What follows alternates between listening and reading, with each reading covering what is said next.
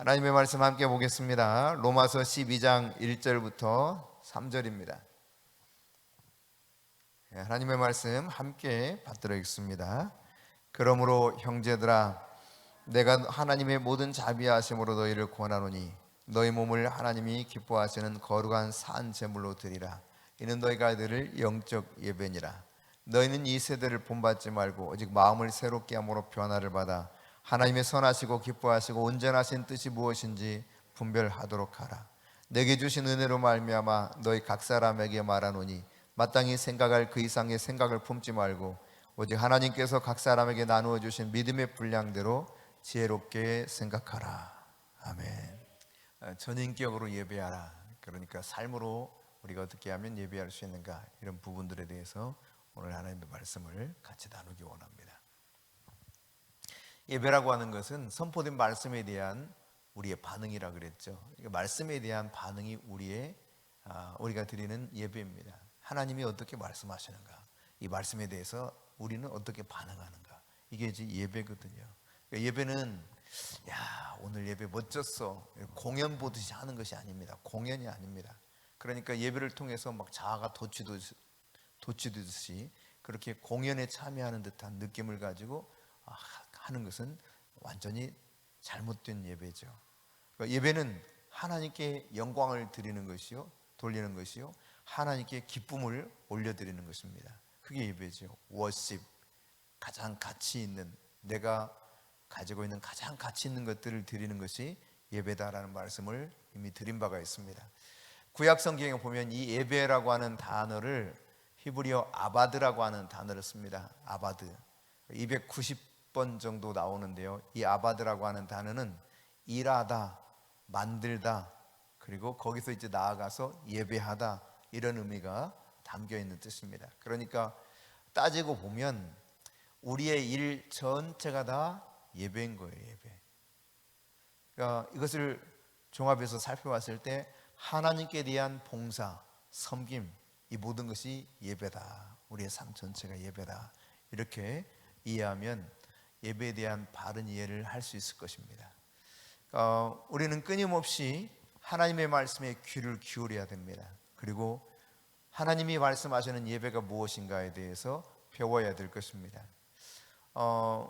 흔히 예배 드려서 그러면 주일 예배 이렇게만 생각하는 경향이 있어요. 그러나 주일 예배를 비롯한 이런 공식적인 예배를 뛰어넘어서 그것은 물론이거니와 성령이 나를 이끄시고 성령이 나에게 충동을 주시는 대로 내가 순종해서 나의 행동 하나하나 할 때마다 그 예배는, 주님이 기뻐하시는 예배는 어디서든지 가능한 것이요, 또한 그것이 우리의 삶이요, 그것은 나의 삶이 예배가 되는 것입니다. 그러니까 성령을 근심시키지 않게 하기 위해서 우리가 성령님을 인정하고 성령이 내 안에서 온전히 주장하기를 원한다면 성령은 우리 속에서요 역사하시기 시작할 겁니다. 모든 삶에서 내가 그 성령님을 근심하지 않게 하려고 하면 성령님은 우리의 삶 가운데서 모든 면에서 우리와 동행하시면서 우리 안에서 일하실 거란 말이죠. 그러면 그것은 곧 예배가 되는 거예요. 그러니까 공식적인 예배 현장 속에서 예배하는 것은 물론이거니와 삶의 자리, 나의 일, 삶, 모든 것 속에서 성령 하나님을 전적으로 인정하고 그분과 동행하면서 살아가는 것이 우리가 드리는 삶의 예배, 하나님이 기뻐하시는, 받아들이는 영적인 예배, 바로 그런 예배라는 이야기입니다. 이것이 올바른 예배예요. 올바른 예배. 그러니까 여러분, 우리가 하루 24시간 어떻게 살아가는가, 이것이 한번 교회에 와가지고 내가 어떻게 행동하는가, 이거보다 더 많은 부분을 차지하게 되는 것입니다. 그러니까 나의 삶의 영역 24시간 삶이 하나님이 기뻐하시는 삶으로 바뀌어가기 시작하면은 이것이야말로 정말 하나님께서 기뻐하시는 영적인 예배, 그분이 받아들이는 예배라는 이야기죠. 그러므로 여러분이 집에서 성령님이 근심하지 않도록 늘 성령님을 인정하고 성령이 나를 인도하시는 대로 따라가야 됩니다. 그러다 보면 걸어가신 성령님을 조금씩 닮아가게 되겠죠. 직장에서도 마찬가지입니다. 아무도 보지 않는 상황에서 바로 그렇게 성령의 인도에 따라 내가 어떻게 행동하는가, 이것이 나의 예배를 어떤 예배인가를 구분 지을 수 있는 기준이 되는 것이겠죠.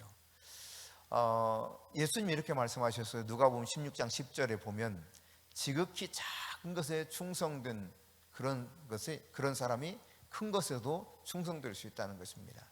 이 작은 것에 불의한 자는 결코 큰 것에도 불의할 수밖에 없다는 거예요.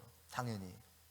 그러니까 지극히 작은 하나하나의 우리의 삶이 구별된 삶으로서 하나님이 인도하시는 그 삶을 살아가게 될 때 내가 하나님께 온전한 예배의 삶을 살고 있다는 것이죠. 그러니까 기도도 마찬가지예요, 여러분. 기도는 내가 여기서 집중해서 하나님 앞에서 기도하는 것도 중요한 기도인데 삶이 곧 나의 기도가 되는 거예요. 나의 삶의 자리에서 내가 말하는 거, 행동하는 것이 하나님과 소통하는 기도가 되는 것입니다. 그러니까 하나님의 말씀을 듣고 말씀을 가지고 붙잡고 기도할 때는 아주 뜨겁게 기도하다가 그냥 이 문만 밀치고 나가면 완전히 딴 사람이 돼버려서 생각도 일반적인 세상 사람과 똑같고 삶도 똑같고 구분이 되지 않는다. 그러면 그 기도는 문제가 있는 기도죠. 그리고 그 예배도 문제가 있는 예배가 되는 것입니다. 교회 밖에서 올바르게 살아가지 않는 그런 삶은 결국 교회에서도 올바른 예배를 드릴 수 없게 되는 거예요. 그러니까 밖의 삶이 그대로 또 안으로 들어오는 것이거든요. 안의 삶이 밖으로 또 나가는 것이고요. 이런 우리 속담 있죠. 안에서 새는 바가지 뭐라 그래요? 응? 그렇죠. 밖에서도 샌다 그러잖아요. 안에서 새는 바가지가 어찌 밖에 간다고 안 새겠어요? 똑같아요. 그러니까 우리가 우리의 삶의 자리에서 내 삶이 형편없으면, 정말 너무도 부당한 삶을 살아가고 있으면 예배 현장에 와도 올바른 예배를 제대로 드릴 수가 없습니다. 그러니까 다 연관성을 가지고 있는 거예요. 물론 하나님의 말씀 앞에서 우리가 전폭적으로 그 말씀을 수용하고 깨달으면서 회개하는 가운데 변화를 입을 수 있죠. 근데 이것이 삶으로 연장이 돼야 되는 거예요. 삶 속으로. 그러니까 교회를 다녀서만 되는 것이 아니라는 이야기입니다. 교회 가기만 하면 모든 게 해결받는 이런 것이 아니라 교회 와서 문제점에 대해서 해결받은 이것을 가지고 그 삶을 계속 살아내는 것이 중요한 것이죠. 여러분, 에베소서 4장 4절 말씀을 한번 볼까요? 같이 읽습니다. 몸이 하나요 성령도 한 분이시니 이와 같이 너희가 부르심의 한 소망 안에서 부르심을 받았느니라. 그렇습니다, 여러분. 여러분과 저를 동일한 방향으로 성령께서 인도하신다는 뜻이에요. 성령이 하나예요, 하나. 하나님이 원하시는 거룩한 삶으로 우리를 인도하시고자 하시는 것이 성령님이시요, 성령님은 내 안에서 계속 그리스도 예수가 어떤 분인가를 조명시켜주면서 그리스도 예수를 닮아가도록 만들어주고 있거든요. 그 성령은 온 세상 어디를 가든지 동일하신 성령님이십니다. 여러분, 예수님이 마태복음 18장 19절에 보면 이렇게 말씀하셨어요. 굉장히 중요한 기도의 능력 있는 기도의 비결을 소개하고 있는데 같이 읽어봅니다. 진실로 다시 너희에게 이르노니 너희 중에 두 사람이 땅에서 합심하여 무엇이든지 구하면 하늘에 계신 내 아버지께서 그들을 위하여 이루게 하시리라. 그러니까 이 비결이 뭐라는 겁니까? 합심이에요, 합심. 내가 합심해서 기도하는 것이, 두 사람이 합심해서 기도하는 것이 너무 중요하다는 이야기입니다. 그러니까 기도하는 사람과 기도받는 사람이 마음이 그래서 중요한 겁니다. 마음이 같아야 돼요. 아무리 믿음을 가지고 기도해도 믿음을 가지지 않은 사람 불신에 그 가득 찬 사람들이 그냥 머리만 뒤밀고 있는다고 되는 것은 아닌 것이죠. 합심 기도가 능력으로 역사하시는 하나님의 은혜를 받는 비결이라면, 이 합심이라는 뜻은 이게 그 심포니라고 하는 거죠. 그러니까 시는 하나 이거거든요. 하나. 그러니까 소리가 하나로 나는 거, 이게 심포니예요. 심포니. 합심은 소리가 같은 소리가 나는 거예요. 바울이 고린도 교회에 말하고 있는 것이 그거 아닙니까? 같은 생각, 같은 마음을 품고 같은 말을 하는 거, 이거를 이야기하고 있는데 바로 그와 같은 것이죠. 소리가 같아야 돼요. 나의 소리나 혹은 다른 사람의 소리나 그렇게 합심하게 될 때에 주님이 약속하셨죠. 두 사람이 땅에서 합심하여 기도하면은 하늘에서 들으신다는 거예요. 하늘에서. 그러니까 합심되지 않는 부분이 무엇인가를 알아야 됩니다. 사도행전 15장 15절에서도 보면 이렇게 기록하고 있어요. 선지자들의 말씀이 이와 같이 이와 일치하도다 그랬는데, 여기 일치하도다라고 하는 것이 심포니예요. 심포니. 합심. 그런가 하면 사도행전 5장 9절에는 이렇게 기록합니다. 베드로가 이르되 너희가 어찌하여 함께 꾀하여 주의 영을 시험하려 하느냐. 아나니아와 삽비라 이야기거든요. 여기 함께 꾀하여라고 했을 때 함께 꾀하여가 바로 이 합심이에요. 합심. 그러니까 부부가 거짓말하기로 작당을 했다는 이야기죠. 똑같이 그렇게 입을 맞췄어. 똑같은 말을 하는 거예요. 그 결과는 어떻게 되었습니까? 그냥 그 자리에서 죽어버렸습니다. 거룩하신 성령님을 속이는 일이 되었죠. 사도를 속이는 것이라고 생각하고 공동체를 속이는 것이라고 생각할지 모릅니다. 그러나 하나님은 하나님을 속이는 것으로 그것을 간주하고 그들의 생명을 걷어가 버렸어요. 어떤 사람들은 율법이 이 시대에는 아무런 필요가 없다, 그래서 구약은 아무런 필요가 없다 이렇게 생각할지 모릅니다. 그러나 그것이 아닙니다. 율법을 폐하러 오신 것이 아니라 예수님은 율법을 완성하러 오셨죠. 오늘 아나니아와 삽비라가 거짓말 한 번 했다고 죽어버리니 참 여러분 100번도 죽어 더 죽었겠다. 아이고 큰일 날 뻔했어. 그때 초대교회 때 없었기 망정이야 이 자리. 그죠? 아니 실컷 자기 재산 다 털어가지고 주는데, 아이고 그래도 조금 우리 미래를 생각해서 뭔가 좀 남겨둬야 될 거 아니야 여보? 그러니까 들으니까 그럴 것 같아. 맞아, 진짜 조금 남겨두자. 그래서 조금 남겨뒀어. 그리고 이제 가져가가지고 교회 다 사도들 앞에 두면서 하는 말, 이게 다예요? 그러니까 네, 다예요. 이렇게 말했는데 죽어버렸어. 남편 장사 지내고 들어오는 사람들이 막 저기 오고 있는데, 그 전에 그 바로 직전에 누가 왔냐면 이 부인 삽비라가 온 겁니다. 그러니까 또 물어요. 베드로가.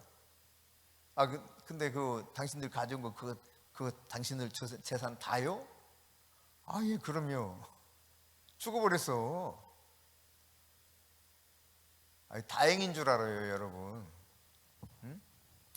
성령이 강력하게 역사하면 따라서 무슨 일이 일어나느냐? 이처럼 엄격하게 하나님께서 거룩을 요구합니다. 거룩. 율법이 아니에요. 거룩이에요. 거룩. 이 거룩을 요구하는데 사람들은 진짜 하나님이 은혜를 베풀어 주셔서 우리를 사랑하시고 다 용서해 주셨는데, 아니에요. 물론 용서하시죠, 죄에 대해서. 그러나 그 죄에 대한 대가가 이 땅에서 완전히 사라지는 건 아니라는 사실을 알아야 돼요. 사람들은 이것을 착각해요. 매우 거룩하신 분이 하나님이십니다. 그러니까 그 거룩하신 성령이 강력하게 역사하고 임하기를 바란다면 내 삶이 점점 더 거룩을 추구해야 돼. 거룩을. 근데 함께 꾀했어. 거짓말을 하기로 입을 맞췄어. 똑같은 말을 하기로 딱 작당을 했다 이 말이에요. 그래서 불법이 그냥 의로운 것이 되어버리는 이 시대를 살아가는 우리의 모습도 있게 되는데, 합심이라고 하는 것은 어쨌든 이와 같이 같은 말을 하는 거다. 그런가 하면 고린도서 6장 15절에서는 이렇게 말하고 있어요. 같이 읽습니다. 그리스도와 벨리알이 어찌 조화되며 믿는 자와 믿지 않는 자가 어찌 상관하며. 여기 조화되며라고 했을 때 이 단어도 역시 같은 단어입니다. 심포니. 그러니까 그리스도와 벨리알은 함께 할 수가 없다는 거예요. 믿는 자와 믿지 아니한 자는 절대로 하나가 될 수 없다는 거예요. 그러니까 하나가 될 수 없는 그 명백한 선이 있어요. 이거를 왜 너희들은 포용력이 부족해? 이렇게 말하는 사람들이 참 많은데, 포용력이 부족한 게 아니라 포용하죠. 하는데 비진리에 대해서는 그것이 괜찮다라고 말을 할 수 없는 거예요. 이게 조화예요. 조화를 이룰 수 없는 거야. 어떻게 동일하게 취급할 수가 없는 거예요. 거짓은 거짓이고 참은 참인 거예요. 그러니까 그리스도와 벨리알이 어떻게 조화를 이루겠냐고요. 이게 조화라고 하는 단어가 바로 합심, 심포니다. 그러니까 여러분, 우리의 삶이 교회에서 예배하는 이 시간과 세상에서 각각 살아가는 삶이 이렇게 하나가 되어야 된다는 이야기입니다. 하나. 조화를 이루어야 돼요. 일치를 이루어야 돼요. 그때 내 안에서 하나님의 거룩하신 성령님이 놀라운 은혜를 풍성하게 베풀어 주시는 거예요. 여러분, 그 합주단에서 각각 뭐 바이올린도 있고 첼로도 있고 무슨 비올라도 있고 다양한 플룻도 연주하고 다 뭐 연주하는 사람도 있지 않습니까? 이 합주단이 정말 아름다운 음악을 함께 연주하기 위해서는 뭐가 필요할까요? 그냥 잠깐 연습하면 그게 좀 기가 막힌 연주가 가능할까요? 그렇지 않잖아요. 그날 연습한 것을 집에서 열심히 개인 연습을 해야 돼. 그래야 그 실력이 제대로 내 것이 되고 진짜 그 발표회 연주회를 할 때 와, 탄성이 나오는 거죠. 그렇죠? 결국은 합주단의 실력과 그 아름다운 하모니는 어디에 달렸느냐? 개인 연습에 달려 있어요. 개인이 얼만큼 성실하게 연습하느냐, 여기 달려 있는 거예요. 개인이 연습 안 하면 그냥 세상 말로 삑사리가 나. 삑사리가 여기저기서 막 불협화음이 생기는 거죠. 그렇죠? 근데 개인이 열심히 악보를 보고 연습해가지고 마스터해 오면 지휘자가 요구하는 대로 그대로 따라가면 정말 아름다운 합주회가 되는 거예요. 심포니가 이루어지는 거죠. 기가 막히게. 그러니까 우리의 삶의 모든 부분들에서 이게 하나님의 말씀에 일치가 돼야 돼요. 일치 다. 그래야 정말 조화로운 그런 예배가 우리가 드려지는 이 현장 안에서 더 강력하게 이루어졌다는 이야기입니다. 아멘. 그러니까 여러분이 6일간 그냥 엉망진창으로 살다가 주일만 좀 경건하게 살면 되지 않느냐 이렇게 생각한다면 주님의 말씀에서는 너무 거리가 먼 거예요. 너무 벗어났어.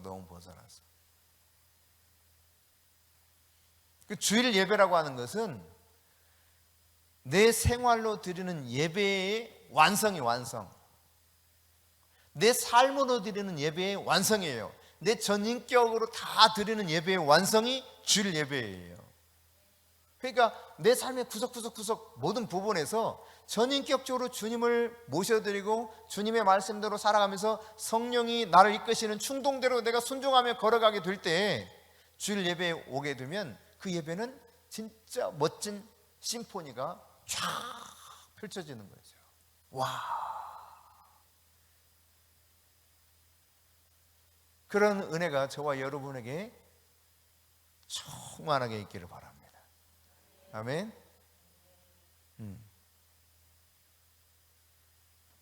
이 사람들이 그냥 대충 살고 주일날 교회만 다니면 되는 줄 아는 사람들이 너무 많아요. 너무 많아.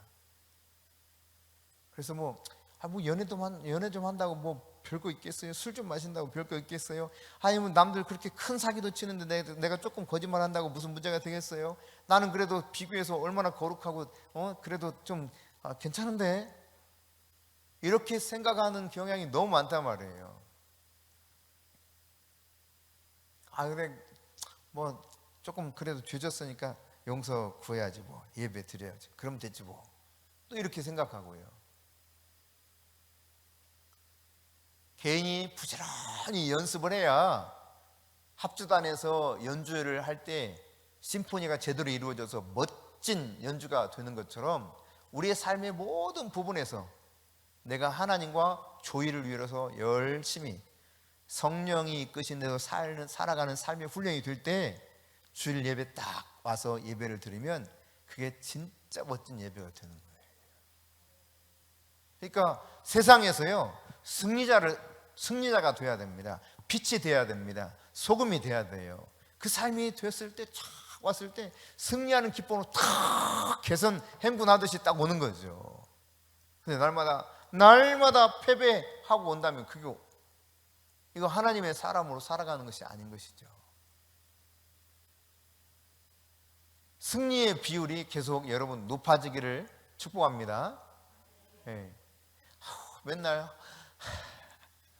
이렇게 하지 마시고, 승리, 주님 오늘 또 주님과 동행함으로 제가 승리할 수 있도록 도와주셔서 감사합니다, 이 고백이 나와야 돼요. 물론 우리의 죄의 고백이 필요하죠.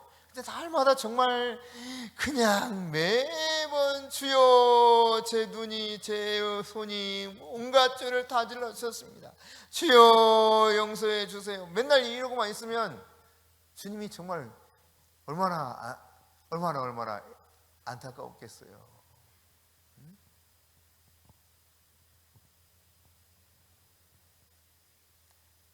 어떤 분이 그런 이야기 하는 게 갑자기 생각나는데, 목사님이 맨날 회개기도 하지 말라고 그랬대요. 그래가지고 좀 충격을 받았다고 하더라고요. 아마 제 생각에는 이런 의미에서 말했을 거예요. 어떤 목회자가 여러분 회개기도가 필요 없다고 말할 수 있겠습니까? 비정상적이 아니는 한, 구원파가 아니는 한 그런 이야기는 안 할 거예요. 근데 이 맨날 회개하는 기도만 하지 말아라 라고 했을 때 그런 의미일 거라는 생각이 들어요. 정상적이라면, 제가 생각했을 때.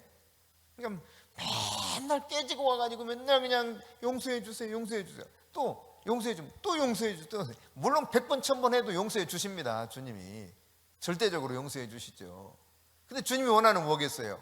세상을 승리하는 거예요. 성령님과 동행하면서 승리하는 삶을 원하지, 세상을 변화시키는 삶을 원하지, 날마다 그냥 가가지고 주님 뜻과는 전혀 상관없는 죄 가운데 맨날 방탕하게 살다가 주여 용서해 주세요, 또 용서받고 해서 가도 또 그냥 실컷 그렇게 살다 주여 용서해 주세요.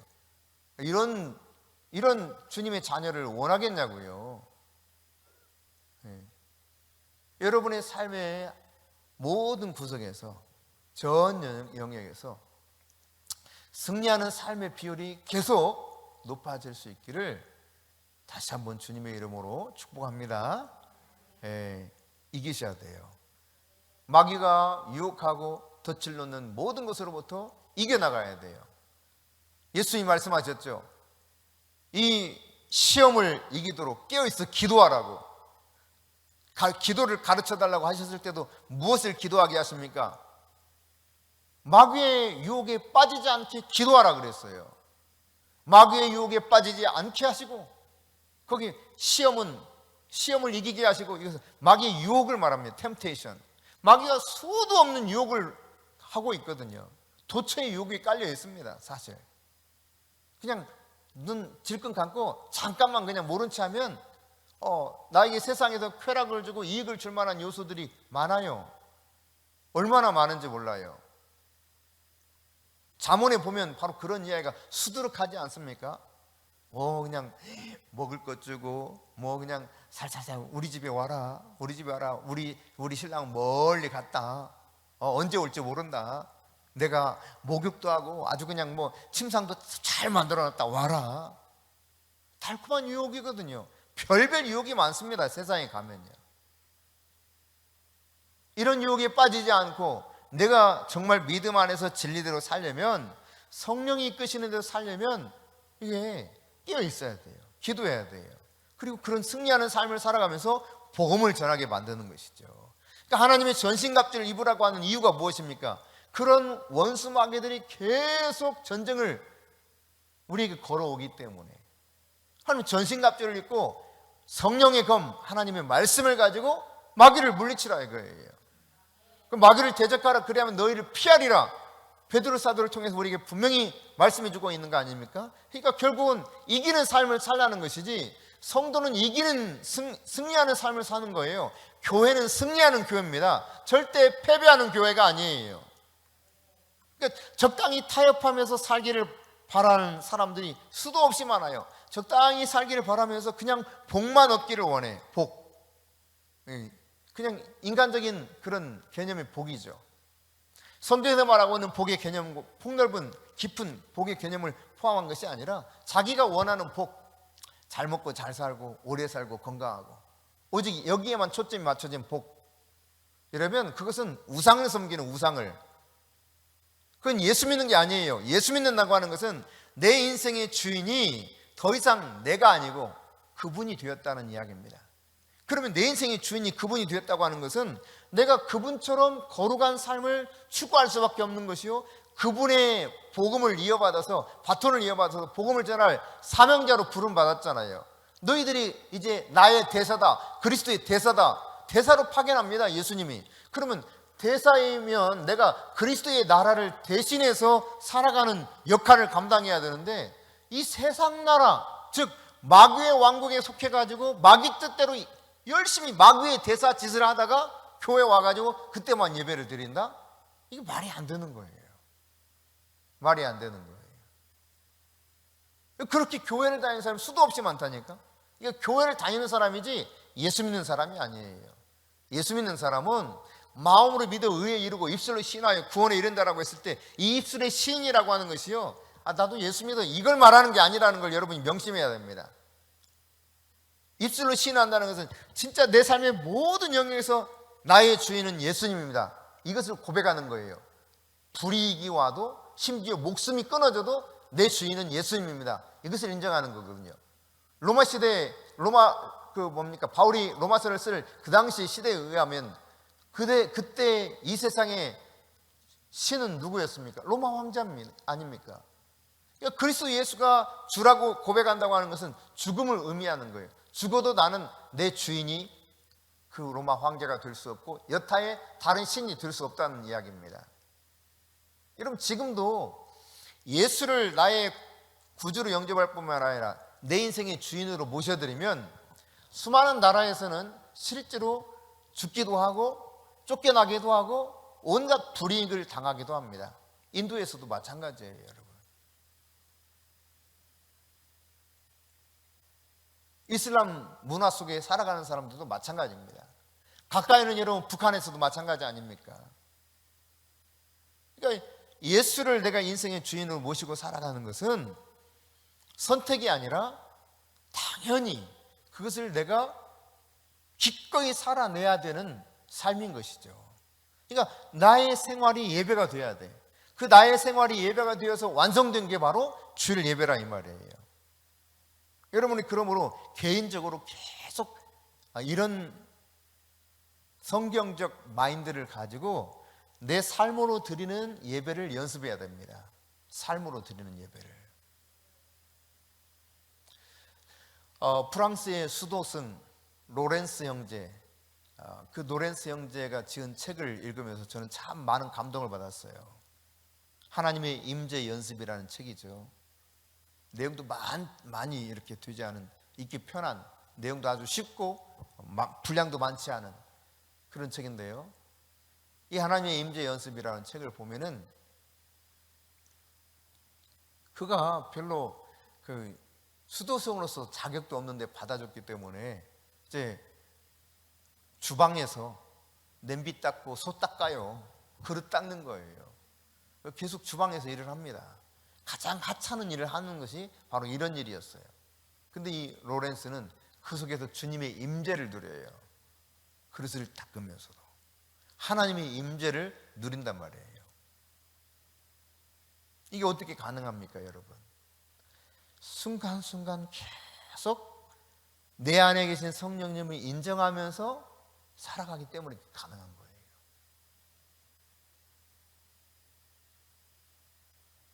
여러분, 화장실에 가서도 임재를 누려봤어요?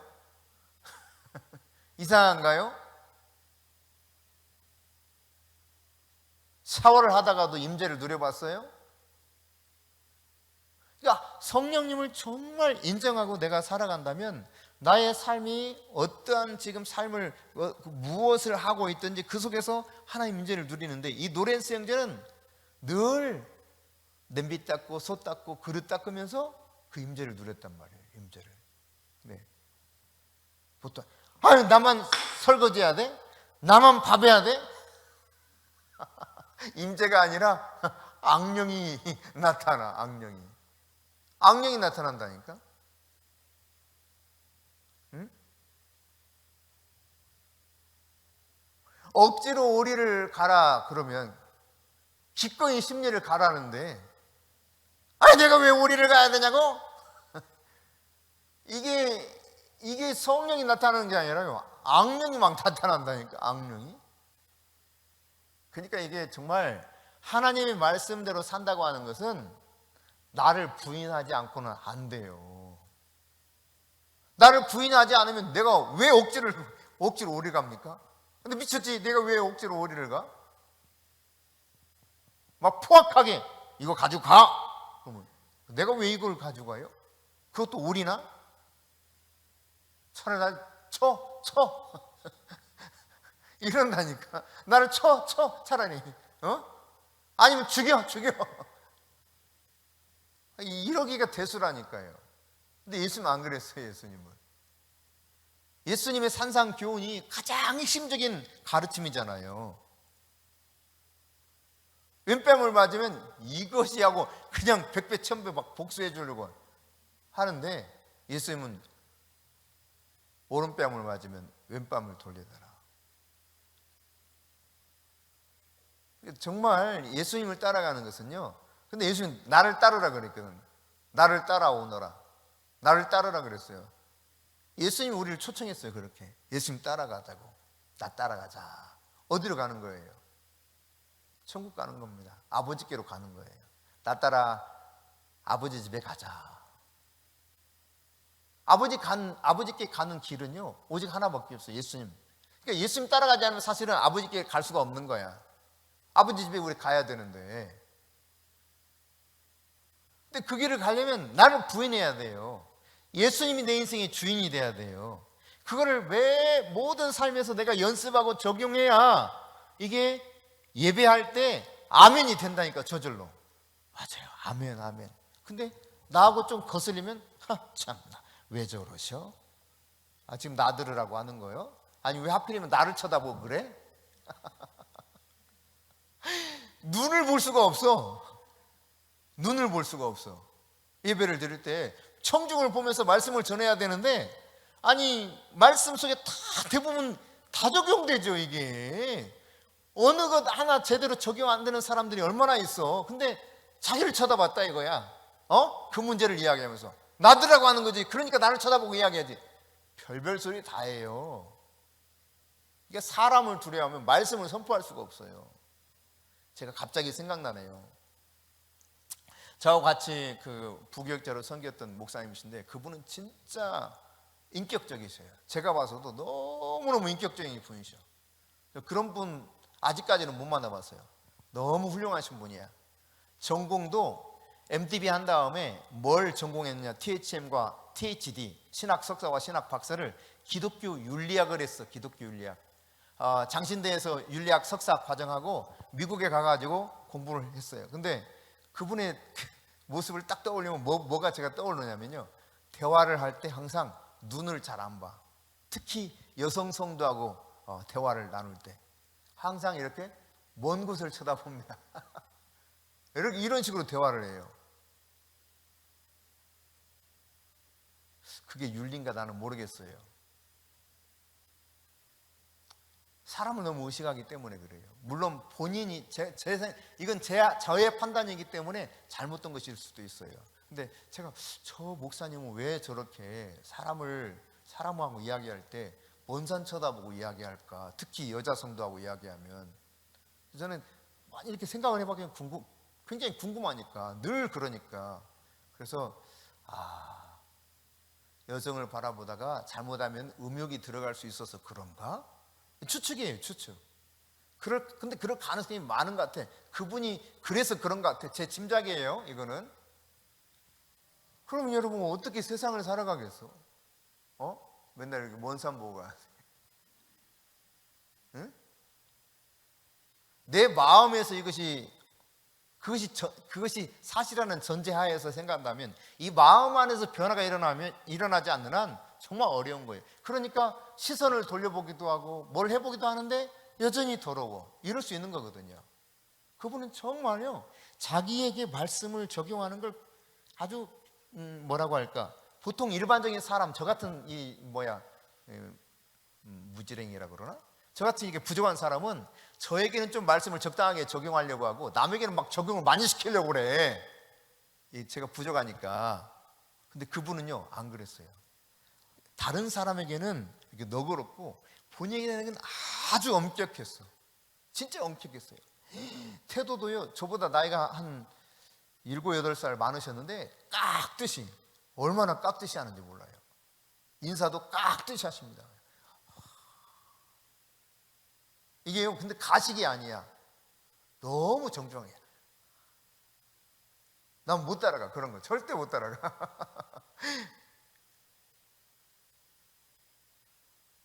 남에게는 이게 너그럽게, 자기는 엄격하게 말씀을 그렇게 적용하면서 살았어요. 그래서 몇몇 사람들은 그 목사님을 굉장히 좋아했습니다. 몇몇 사람들만, 다른 건 모르겠어요. 특히 이제 좋아했단 말이에요. 어쨌든 간에 여러분, 우리가 사람을 두려워해서 말씀을 제대로 선포하지 못한다면 진리가 어떻게 전달되겠어요?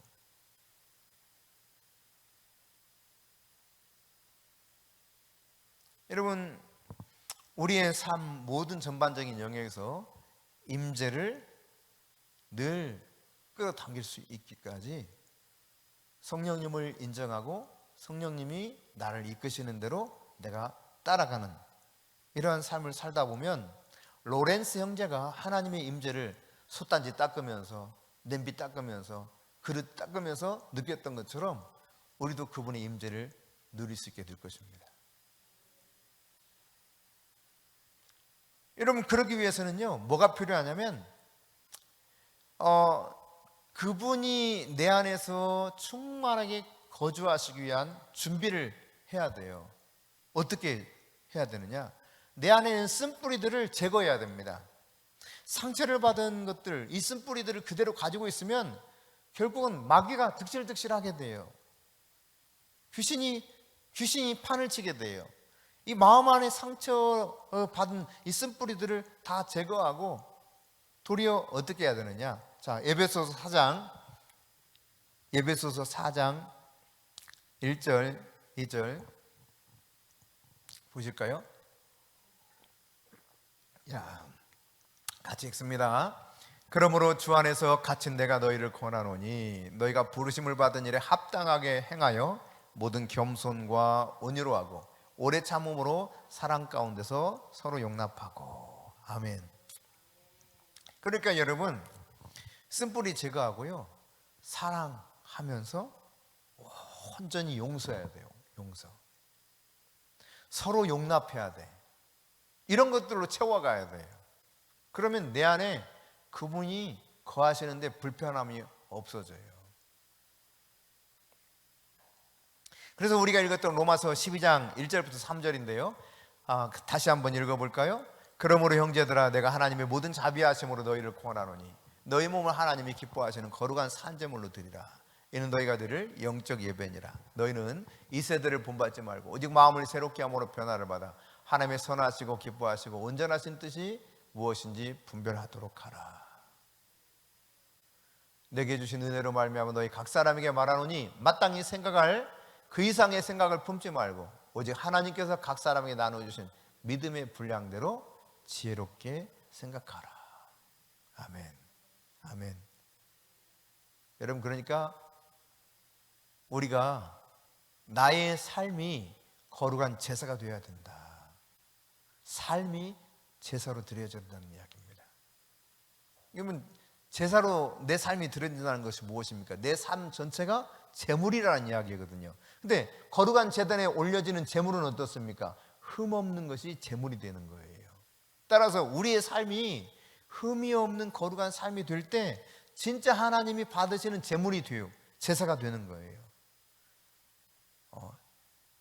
이와 같은 것이 바로 영과 진리로 예배하는 것이요, 주님이 받을 만한 향기로운 제물이요, 정말 주님이 기뻐하시는 영적 예배가 될 수 있다는 이야기입니다.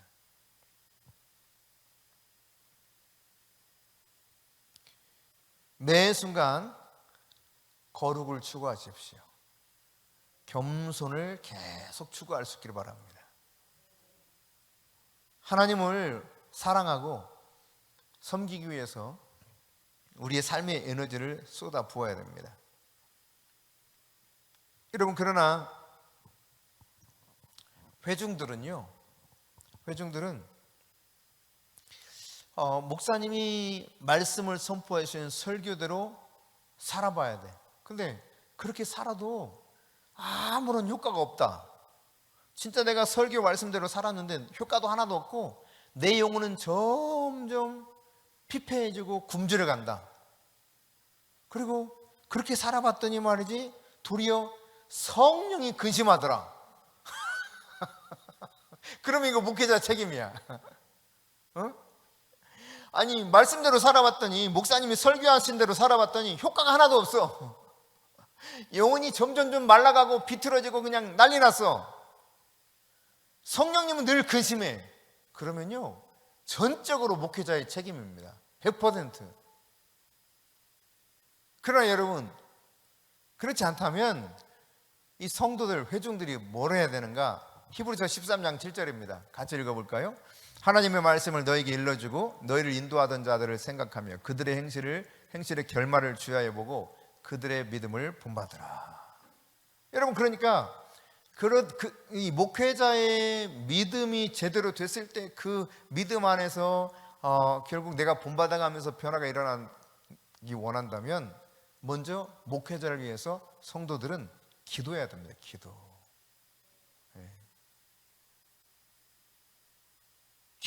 기도함으로 인해서 정말 목회자로 세워주신 주님의 종이 하나님의 신실한 뜻대로 살아가도록, 그리고 또한 그런 목회자가 가르치는 가르침에 대해서 존중할 수 있어야 돼요. 존중할 수 있어야 돼요. 기꺼이 따라갈 수 있어야 돼요. 그냥 그 순간만 그런 것이 아니라 그 삶이 매일매일의 삶 가운데서 그 가르침을 따라가고 존중하고 그 진리를 따라 사는 삶을 살아가는 것이 회중인 성도들이 해야 될 마땅한 몫인 것이죠. 여러분, 이런 말이 있어요. 리더는 회중의 수준을 뛰어넘을 수 없다는 겁니다. 구성원의 수준을 뛰어넘을 수 없다는 걸, 리더가. 그래서 그런 표현이 있습니다. 야, 그 사람 그 일을 감당할까? 그런데 그 자리 딱 가니까 감당하게 되더래.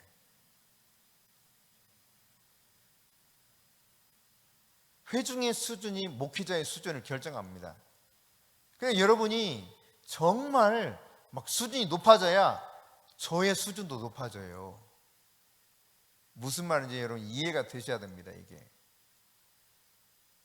여러분 수준이 낮으면 별로 제가 노력을 안 해도 여러분 충분히 이렇게 다 웬만큼 할 수 있기 때문에 뭐 대충 해도 뭐 이 정도면 되지, 이렇게 하지 않겠어요? 그러나 회중의 수준이 점점 올라가면 어때요? 당연히 하나님이 이 회중을 이끌어가는 리더로 세워준 목회자가 회중들보다 더 심도 있게 하나님의 말씀을 연구하고 더 기도하고 따라서 그 수준이 올라갈 수밖에 없겠죠.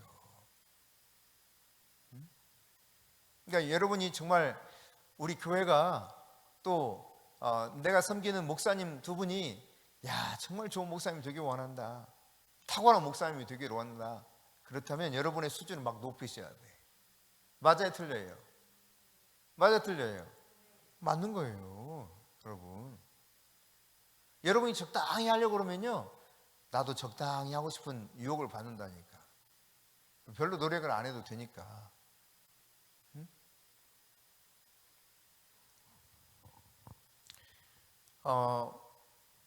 또 한편 이래요. 아무리 훌륭한 리더일지라도요 회중이 따라오는 만큼밖에 이끌 수가 없어요. 그러니까 회중의 그 성도들의 수준이 그래서 좌우하는 거예요. 아무리 하려고 해도 더 이상 안 돼. 따라오는 만큼밖에 안 되니까. 해주고 싶은 건 많은데 근데 따라오지를 못하니까 그 수준에 밖에는 더 이상 할 수가 없는 거예요. 맞아요 틀려요 여러분? 맞잖아요. 응?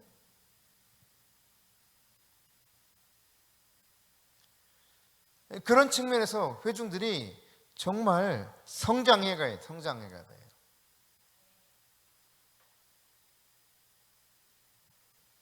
근데 여러분이 이 사실을 깨달아야 됩니다. 우리 모두는요 자기가 원하는 대로 마음대로 살 권리가 없어요. 다시 말씀드립니다. 우리 모두는 내 마음대로 살 권리가 전혀 없다. 틀려요? 맞아요? 맞아요. 왜? 주님의 진리대로 살아야 되기 때문에, 말씀대로 살아야 되기 때문에. 그럼에도 불구하고 내 마음대로 내가 산다는데 왜 그래요? 이러면 성도가 아니에요 사실. 그 사람은 진리를 너무 모르는 그냥 교인에 불과한 거예요. 우리는 내 마음대로 살 수 있는 권리가 아무것도 없어요. 주님이 생명도 주셨고, 주님이 우리를 십자가에서 구속해 주셨고, 주님이 우리를 따라오라고 제자 삼아 주셨고, 주님이 말씀하시는 진리대로 살아가야 돼요. 말씀대로 살아가야 돼요. 내 마음대로 살 수 있는 아무도 없어요. 그러다가 야 내가 주인인데 내 마음대로 너 쓸게, 주가 쓰시겠다 그러면 예 주님. 주님이라는 것은 예 주인님 그런 뜻이에요. 예 주인님. 우리 주인은 예수님이잖아요. 예수님. 그러니까 주인이신 그분 뜻대로 사는 것이 우리지 내 마음대로 사는 게 절대 우리 인생이 아닌 거예요. 이 사실을 깨달아야 돼요. 카자흐스탄에 갔을 때입니다. 단기 선교 카자흐스탄에 갔을 때인데 그때 이제 같이 동행했던 조집사라고 있었어요. 조집사.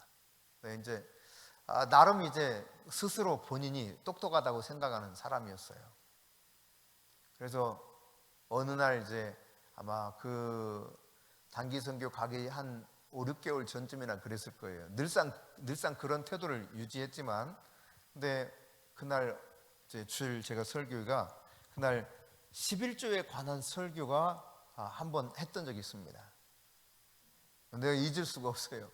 내용을 자세하게 기억하는 건 아니고 그 상황을 제가 기억해요. 11조 설교를 마치고 이제 다 예배를 마치고 즐겁게 다 마쳤어.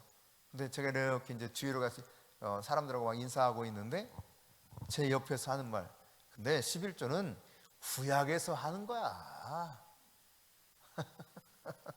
제가 옆에 있는데 11조는 구약에서 그런 거야. 신약에 11조 하라는 거 있어?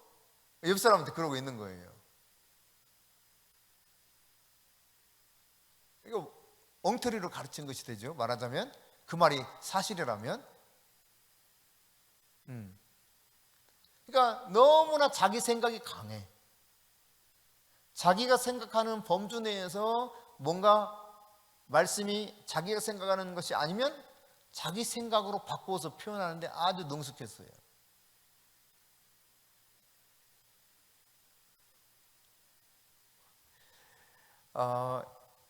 참, 그 부부 같은 경우도 저는 그렇게 이야기했어요. 그 부부한테 당신들 나 아니었으면 당신들 진즉 이혼했어. 사실이거든요. 대놓고 내가 이야기했어요. 그랬더니 인정하더라고요. 그 부인이 이 집사인데 이 집사가 맞습니다, 목사님. 왜? 내가 변화시켜줬으니까. 난 직설적으로 말하니까 당신이 이렇게 하면 안 돼. 제가 이제 구체적으로 말은 못하겠지만 음란한 삶을 살고 있는 모습을 내가 현장에서 목격했으니까 당신 그러면 안 돼. 그렇게 하는 거 아니야. 부인도 알아. 그거를 다 알아. 웬만한 사람은 다 알아. 근데 내가 복음의 삶이야. 내가 복음. 내가 원하는 것만 받아들여. 그러다 이제 카자흐스탄에 갔는데요, 거기 김삼성 선교사님이라고 꽤 대단하신 그런 선교사님 중에 한 분이시죠. 어마어마한 사역을 하신 분이시니까 우리나라에도 엄청난 영향을 미쳤고, 영적으로. 근데 이 김삼성 선교사님하고 언제 이렇게 만나서 대화하는 기회가 있었어요. 그냥 딱 듣더니 하시는 말씀이, 내 집사님 말이야, 내가 보니까 당신은 생각이 바뀌어야 돼. 내가 복음으로 살아. 그거 바꿔야 돼. 몇 마디 듣고 그런 거예요. 몇 마디 듣고. 왜? 자기 생각대로 말하니까. 진리의 복음이 아닌, 마치 그런 거예요. 11조 그거 구약에서 드렸던 거야. 내가 옆에 있는데 그런다니까요. 아주 자연스럽게. 응? 여러분, 우리는 우리의 권리대로 살 만한 것 아무것도 없어요. 진리의 말씀이 근거입니다. 여러분, 11조를 율법적으로 드려야 되느냐? 안 드려도 돼요. 그렇지만 그러면 11조가 폐하해졌나? 그렇진 않아요.